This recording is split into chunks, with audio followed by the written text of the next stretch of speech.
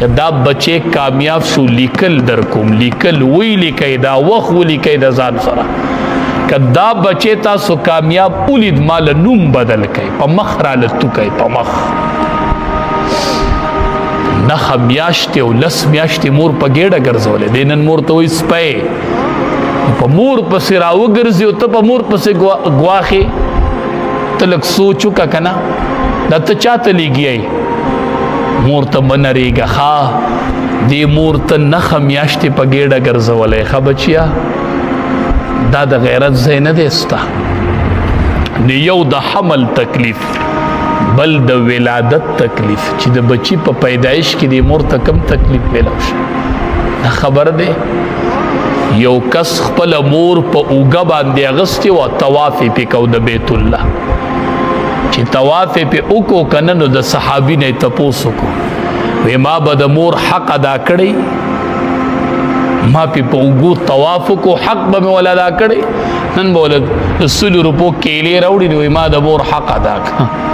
شپې به ورله کېني چېرته 15 منټه چاپي به ولو کړي نو ما د مور حق ادا کړه په دې د مور حق ادا کېږي په اوږه باندې اغستې وه او د بیت الله طواف یې په مور وکړه دا خو لا تا په مور طواف نه دی کړی د بیت الله دا خو لا د پلار بول و براز تا په ذمه لګېدلي نه دي لا دا خو به داسې وخت راشي چې د پلار بول و براز به ته صفا کوې واړه بول لوی بولو خدمت به یې ته کوې نو په اوږه مور وګرځوله ما به د مور حق ادا کړی صحابي ورته وی او